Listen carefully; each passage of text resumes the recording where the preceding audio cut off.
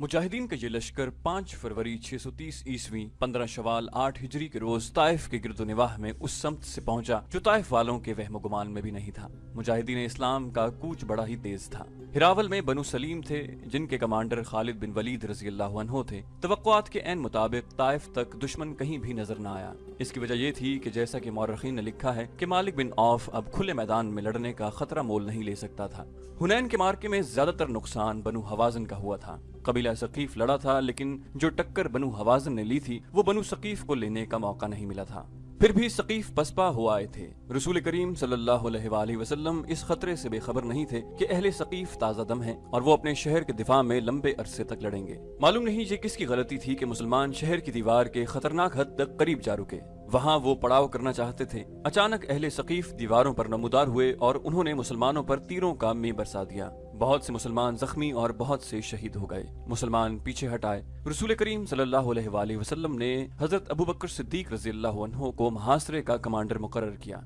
हजरत अबू बकर सिद्दीक ने बड़ी तेजी से शहर का मुहासरा मुकम्मल कर लिया। उन्होंने उन रास्तों पर ज्यादा नफरी के दस्ते रखे जिन रास्तों से दुश्मन का फरार मुमकिन था। शहर का दिफा बड़ा मजबूत था। कबीला सकीफ पूरी तरह तैयार था। मुसलमान तीरंदाजी के सिवा और कोई कार्रवाई नहीं कर सकते थे। मुजाहिदीन ने यहाँ तक बेखौफी के मुजाहरे किए कि शहर की दीवार के करीब जाकर अहले सकीफ के उन तीरंदाजों पर तीर फेंके जो दीवारों पर थे। चूंकि वो दीवारों पर थे और उन्हें ओट भी मुयस्सर थी, इसलिए उनके तीर मुसलमानों का ज्यादा नुकसान करते थे। मुसलमान तीरंदाजों के जैश आगे बढ़ते और पीछे हटाते थे। मुसलमानों के जख्मियों में बड़ी तेजी से इजाफा हो रहा था। मुहासरे के कमांडर अबू बकर सिद्दीक रज़ी अल्लाहु अन्हु के अपने बेटे अब्दुल्लाह रज़ी अल्लाहु अन्हु बनु सकीफ के तीरों से शहीद हो गए। 5 दिन इसी तरह गुजर गए। तारीख इस्लाम के मशहूर और मारूफ शख्सियत सलमान फारसी रज़ी अल्लाहु अन्हु लश्कर के साथ थे। जंग खंदक में मदीना के दिफा के लिए जो खंदक खोदी गई थी वो सलमान फारसी रज़ी अल्लाहु अन्हु की जंगी दानिश का कमाल था। इससे पहले अरब खंदक के तरीका दिफा से नावाकिफ थे। अब सलमान फारसी रज़ी अल्लाहु अन्हु ने देखा कि मुहासरा कामयाब नहीं हो रहा तो उन्होंने शहर पर पत्थर फेंकने के लिए एक मंजनीक तैयार करवाई, लेकिन ये कामयाब न हो सकी। सलमान फारसी रज़ी अल्लाहु अन्हु ने एक दबाबा तैयार करवाई। ये लकड़ी या चमड़े की बहुत बड़ी ढाल होती थी जिसे चंद आदमी पकड़कर आगे आगे चलते थे। खुद उसकी ओट में रहते थे और उसकी ओट में बहुत से आदमी कले के अंदर चले जाते थे। सलमान फारसी रज़ी अल्लाहु अन्हु ने जो दबाबा तैयार करवाई वो गाय की खाल की बनी हुई थी। एक जैश उस दबाबा की ओट में शहर के बड़े दरवाजे तक पहुंचा। ऊपर से आने वाले तीरों की तमाम बौछारें दबाबा में लगती रहीं, लेकिन दबाबा जब अपनी ओट में जैश को लेकर दरवाजे के करीब पहुंची तो दुश्मन ने ऊपर से दहकते हुए अंगारे और लोहे के लाल सुर्ख टुकड़े दबाबा पर इतने फेंके कि खाल की दबाबा तीर रोकने के काबिल न रही, क्योंकि ये कई जगहों से जल गई।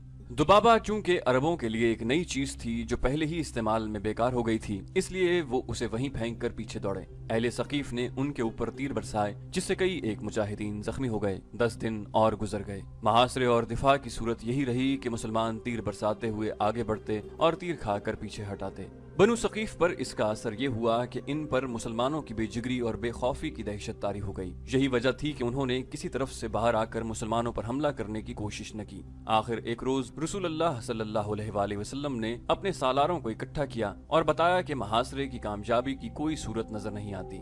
आप सल्लल्लाहु अलैहि वसल्लम ने सालारों से मशवरा तलब किया कि क्या किया जाए। हजरत अबू बकर और हजरत उमर रज़ी अल्लाहु अन्हु ने कहा कि मुहासरा उठा लिया जाए और मक्का को कूच का हुक्म दिया जाए। खुद रसूल करीम सल्लल्लाहु अलैहि वसल्लम मुहासरा उठाने के हक में थे, जिसकी वजह ये थी कि मक्का के इंतजामात आप सल्लल्लाहु अलैहि वसल्लम की तवज्जो के मोहताज थे। मक्का चंद ही दिन पहले फतह किया गया था। खतरा था कि ताइफ का मुहासरा तूल पकड़ गया तो मक्का में दुश्मन को सर उठाने का मौका मिल जाएगा। 23 फरवरी 630 ईस्वी 4 ज़िक़ाद 8 हिजरी के रोज मुहासरा उठा लिया गया। मुहासरा उठाने का असर अहले सकीफ पर कुछ और होना चाहिए था, लेकिन उन पर इस किस्म का खौफ तारी हो गया कि मुसलमान जो अब जा रहे हैं मालूम नहीं कि किस वक्त लौट आएं और शहर पर यलगार करके शहर की ईंट से ईंट बजा दें। खुद मालिक बिन औफ की सोच में इनकलाब आ चुका था। काहिन की झूठी पेशगोई और मारका हुनैन में मुसलमानों की ज़रबेकारी ने उसे अपने अकीदों पर नजरसानी के लिए मजबूर कर दिया था। मुसलमान 26 फरवरी के रोज जोराना के मकाम पर पहुंचे जहां रसूल करीम सल्लल्लाहु अलैहि वसल्लम ने माल गनीमत इकट्ठा करने का हुक्म दिया था। इस माल गनीमत में 6000 औरतें और बच्चे थे और हजारा ऊंट और भेड़ बकरियां भी थीं। फौजी साजो सामान का अंबार लगा था। रसूल करीम सल्लल्लाहु अलैहि वसल्लम ने दुश्मन की औरतों, बच्चों और जानवरों को अपने लश्कर में तकसीम कर दिया। मुजाहिदीन का लश्कर जोराना से अभी चला न था कि कबीला हवाज़न के चंद एक सरदार रसूल करीम सल्लल्लाहु अलैहि वसल्लम के हुजूर पहुंचे और ये ऐलान किया कि हवाज़न के तमाम तर कबीले ने इस्लाम कबूल कर लिया है। उसके साथ ही उन सरदारों ने रसूल करीम सल्लल्लाहु अलैहि वसल्लम से दरखास्त की कि उनका माल गनीमत उन्हें वापस कर दिया जाए। रसूल करीम सल्लल्लाहु अलैहि वसल्लम ने उनसे पूछा कि उन्हें माल गनीमत में से कौन सी चीज सबसे ज्यादा अजीज है, अहलो अयाल या अमवाल। सरदारों ने कहा कि उनकी औरतें और बच्चे उन्हें वापस कर दिए जाएं और बाकी माल गनीमत मुसलमान अपने पास रख लें। रसूल करीम सल्लल्लाहु अलैहि वसल्लम ने मुजाहिदीन के लश्कर से कहा कि बनु हवाज़न को उनकी औरतें और बच्चे वापस कर दिए जाएं। तमाम लश्कर ने औरतें और बच्चे वापस कर दिए। बनु हवाज़न को तवक्को न थी कि रसूल करीम सल्लल्लाहु अलैहि वसल्लम इस कदर फयाजी का मुजाहिरा करेंगे या मुजाहिदीन का लश्कर अपने हिस्से में आया हुआ माल गनीमत वापस कर देंगे। मुसलमानों की इस फयाजी का असर ये हुआ कि कबीला हवाज़न ने इस्लाम को दिलो जान से कबूल कर लिया। हवाज़न के सरदार अपने अहलो अयाल को अपने साथ लेकर चले गए। मुसलमानों की फयाजी के असरात ताइफ तक पहुंचे। मुसलमान अभी जोराना में ही थे कि एक रोज मालिक बिन औफ मुसलमानों की खैमागाह में आया और रसूल करीम सल्लल्लाहु अलैहि वसल्लम के हुजूर पहुंचकर इस्लाम कबूल कर लिया। देवतलात की खुदाई हमेशा के लिए खत्म हो गई।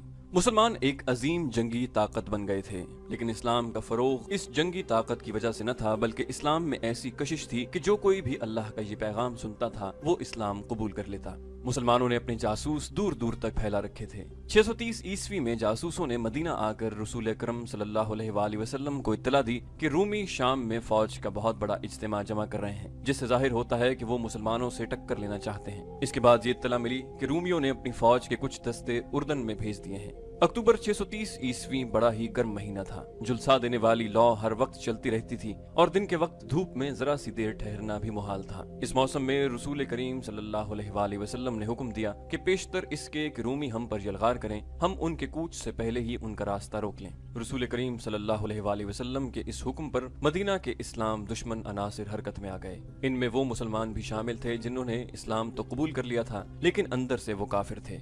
इन मुनाफिकीन ने दरपर्दा उन मुसलमानों को जो जंग की तैयारियों में मसरूफ हो गए थे वरगलाना और डराना शुरू कर दिया था कि इस मौसम में उन्होंने कूच किया तो गर्मी की शिद्दत और पानी की किल्लत से वो रास्ते में ही मर जाएंगे। इन मुखालिफाना सरगर्मियों में यहूदी पेश पेश थे। इसके बावजूद मुसलमानों की अक्सरियत ने रसूल अकरम सल्लल्लाहु अलैहि वसल्लम के हुक्म पर लब्बैक कहा। रसूल खुदा सल्लल्लाहु अलैहि वसल्लम ने तैयारियों में ज्यादा वक्त जाया न किया। अक्टूबर के आखिर में जो फौज रसूल खुदा सल्लल्लाहु अलैहि वसल्लम की क़यादत में कूच के लिए तैयार हुई उसकी तादाद 30,000 थी, जिसमें 10,000 सवार शामिल थे। मुजाहिदीन के इस लश्कर में मदीना के अलावा मक्का के और उन कबाइल के अफराद भी शामिल थे जिन्होंने सच्चे दिल से इस्लाम कबूल किया था। मुजाहिदीन का मुकाबला उस जमाने के मशहूर जंगजू बाज़ंतीनी बादशाह हरकल के साथ था। मुजाहिदीन इस्लाम का ये लश्कर अक्टूबर 630 ईस्वी के आखिरी हफ्ते में रसूल करीम सल्लल्लाहु अलैहि वसल्लम की क़यादत में शाम की तरफ कूच कर गया। तमाज़त आफताब का ये आलम जैसे जमीन शोले उगल रही हो। रेत इतनी गर्म के घोड़े और ऊंटों के पांव जलते थे। उस साल कहत की कैफियत भी पैदा हो गई थी, इसलिए मुजाहिदीन के पास खुराक की कमी थी। मुजाहिदीन उस झुलसा देने वाली गर्मी में पानी नहीं पीते थे कि मालूम नहीं आगे कितनी दूर जाकर पानी मिले। थोड़ी ही दूर जाकर मुजाहिदीन के होंठ खुश्क हो गए और उनके हल्क में कांटे से चुभ गए, लेकिन उनकी जबान पर अल्लाह का नाम था और वो ऐसे अज़्म से सरशार थे जिसका अजर खुदा के सिवा और कोई नहीं दे सकता था। एक लगन थी, एक जज्बा था कि मुजाहिदीन जमीन व आसमान के उगले हुए शोलों का मुंह चिढ़ाते चले जा रहे थे।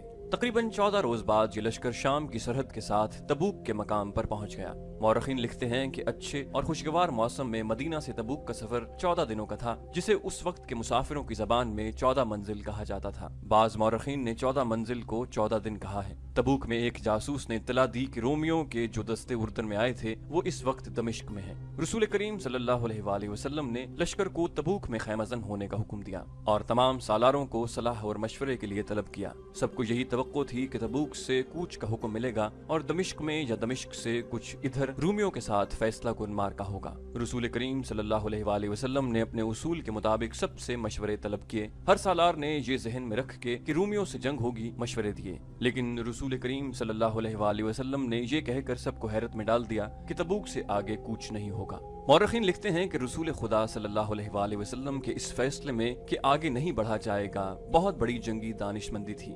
آپ صلی اللہ علیہ وآلہ وسلم نے مدینہ میں ہی کہہ دیا تھا کہ رومیوں کا راستہ روکا جائے گا۔ آپ صلی اللہ علیہ وآلہ وسلم مستقر سے اتنی دور اور اتنی شدید گرمی میں لڑنا نہیں چاہتے تھے۔ اس کی بجائے آپ صلی اللہ علیہ وآلہ وسلم ہرقل کو اشتعال دلا رہے تھے کہ وہ اپنی مستقر سے دور تبوک میں آ کر لڑے۔ مجاہدین لڑنے کے لیے گئے تھے، ان کے دلوں میں کوئی وہم اور خوف نہیں تھا، لیکن جنگ میں ایک خاص قسم کی عقل و دانش کی ضرورت ہوتی ہے۔ رسول کریم صلی اللہ علیہ وآلہ وسلم نے عقل و دانش کو استعمال کیا اور مدینہ کی طرف رومیوں کا راستہ روکنے کا یہ اہتمام کیا کہ اس علاقے میں جو قبائل رومیوں کے زیر اثر تھے انہیں اپنے اثر میں لانے کی مہمات تیار کی۔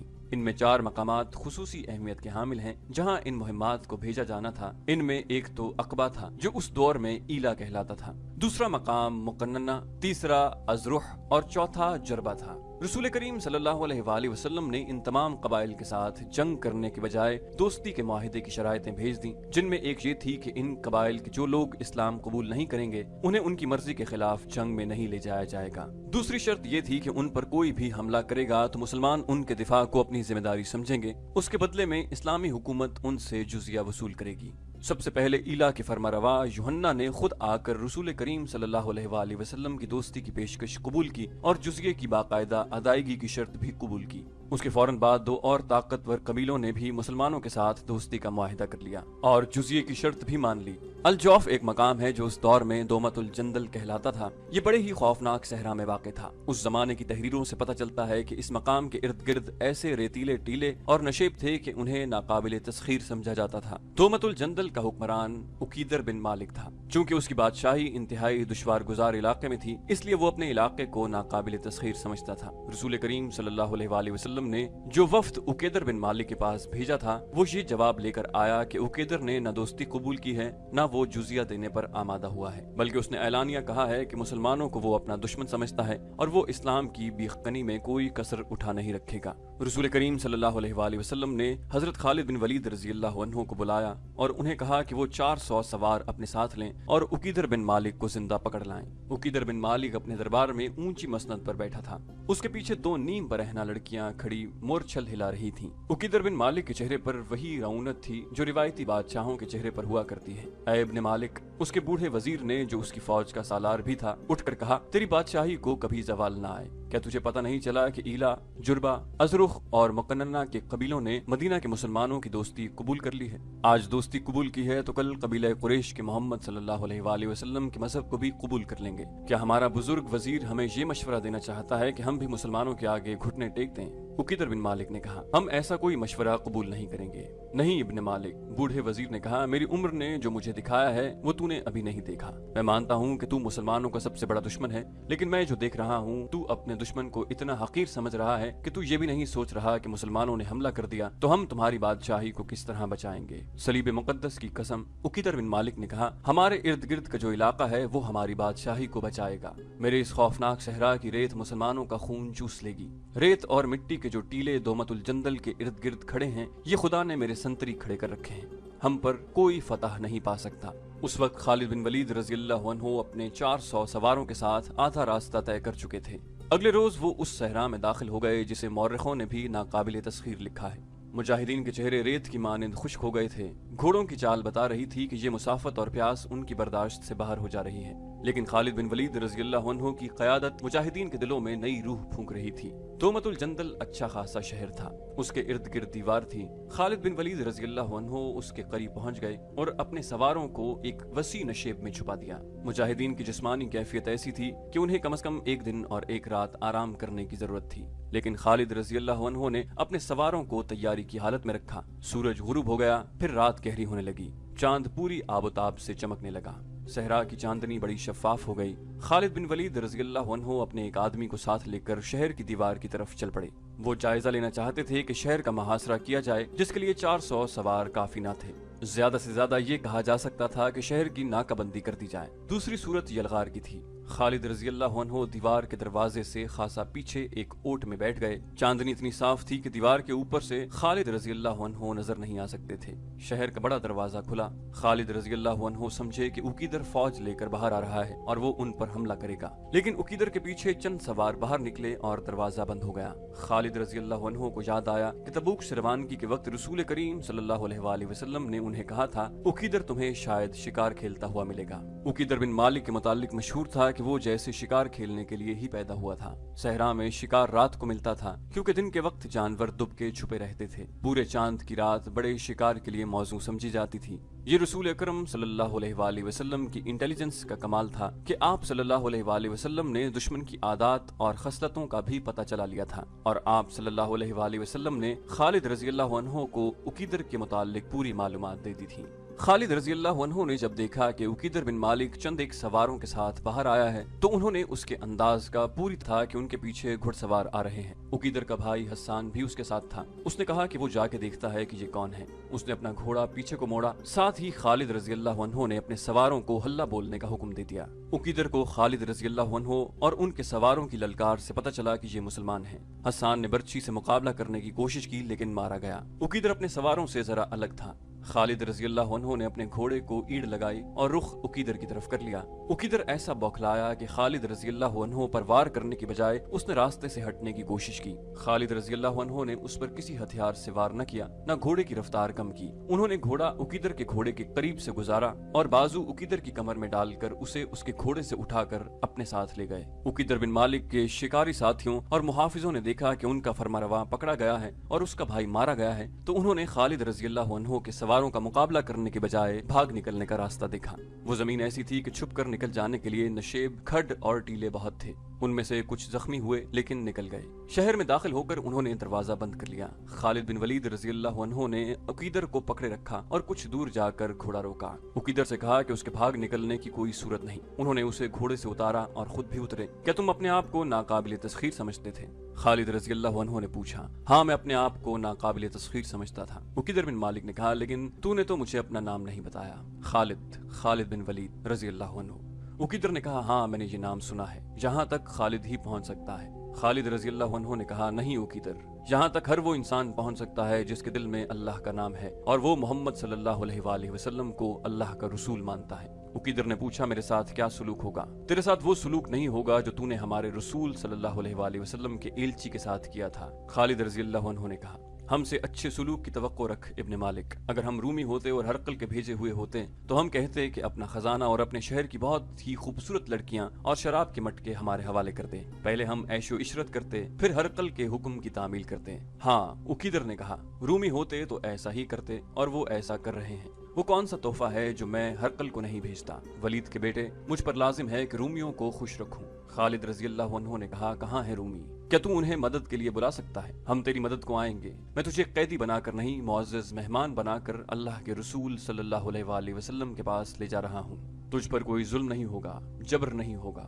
ہم دشمنی کا نہیں، دوستی کا پیغام لے کر آئے ہیں۔ ہمارے رسول صلی اللہ علیہ وآلہ وسلم کے سامنے جا کر تجھے تاسف ہوگا کہ جس کا تو دشمن رہا ہے وہ تو دوستی کے قابل ہے۔ عقیدر بن مالک کی جیسے زبان گنگ ہو گئی، اس نے کچھ بھی نہ کہا۔ اس کا گھوڑا وہیں کہیں آوارہ پھر رہا تھا۔ خالد رضی اللہ عنہ نے اپنے سواروں سے کہا کہ عقیدر کے گھوڑے کو پکڑ لائیں۔ سوار گھوڑے کو پکڑ لائے۔ خالد رضی اللہ عنہ نے عقیدر کو گھوڑے پر سوار کیا اور تبوک واپسی کا حکم دے دیا۔ تبوک پہنچ کر خالد رضی اللہ عنہ نے عقیدر بن مالک کو رسول خدا صلی اللہ علیہ وآلہ وسلم کے حضور پیش کیا۔ آپ صلی اللہ علیہ وسلم نے اس کے آگے اپنی شرطیں رکھی، لیکن ایسی شرط کا اشارہ تک نہ کیا کہ وہ اسلام قبول کر لے۔ اس کے ساتھ مہمانوں جیسا سلوک کیا گیا، اس پر کوئی خوف طاری نہ کیا گیا۔ اسے یہی ایک شرط بہت اچھی لگی کہ مسلمان اس کی حفاظت کریں گے۔ اس نے جزیہ دینے کی شرط مان لی اور دوستی کا معاہدہ کر لیا۔ بے شک صرف مسلمان ہیں جو میری مدد کو پہنچ سکتے ہیں، معاہدہ کر کے اس نے کہا تھا۔ جب عقیدر بن مالک نے بھی دوستی کا معاہدہ قبول کر کے مسلمانوں کو جزیہ دینا قبول کر لیا تو کئی اور چھوٹے چھوٹے قبیلوں کے سردار تبوک میں رسول کریم صلی اللہ علیہ وسلم کے پاس آ گئے اور اطاعت قبول کر لی۔ اس طرح دور دور تک کے علاقے مسلمانوں کے زیر اثر آ گئے اور تمام قبائلی مسلمانوں کے اتحادی بن گئے۔ ان میں متعدد قبائل نے اسلام قبول کر لیا۔ اب رومیوں سے جنگ کی ضرورت نہیں تھی، ان کی پیش قدمی کا رستہ رک گیا تھا، بلکہ ہرقل کے لیے خطرہ پیدا ہو گیا تھا کہ وہ مسلمانوں سے ٹکر لینے کو آگے بڑھا تو راستے کے تمام قبائل اسے اپنے علاقے میں ہی ختم کر دیں گے۔ रसूल अकरम सल्लल्लाहु अलैहि वसल्लम ने मुजाहिदीन के लश्कर को मदीना को वापसी का हुक्म दे दिया। ये लश्कर दिसंबर 630 ईस्वी में मदीना पहुंच गया। इस्लाम अकीदे के लिहाज से और अस्करी लिहाज से भी एक ऐसी ताकत बन चुका था कि रसूल करीम सल्लल्लाहु अलैहि वसल्लम के भेजे हुए एलची कहीं भी जाते उन्हें शाही मेहमान समझा जाता और उनका पैगाम एहतराम से सुना जाता। रसूल करीम सल्लल्लाहु अलैहि वसल्लम ने दूर दराज के कबीलों और छोटी बड़ी हुकूमतों को कबूल इस्लाम के दावतनामे भेजने शुरू कर दिए। इनमें बाज सरदार सरकश, खुदसर और कम फहम थे। उनकी तरफ रसूल करीम सल्लल्लाहु अलैहि वसल्लम का पैगाम इस किस्म का होता था कि कबूल इस्लाम की बजाय अगर वो अपनी जंगी ताकत आजमाना चाहते हैं तो आजमा लें और ये सोच लें कि शिकस्त की सूरत में उन्हें मुसलमानों का मुकम्मल तौर पर मुती होना पड़ेगा और उनकी कोई शर्त कबूल नहीं की जाएगी।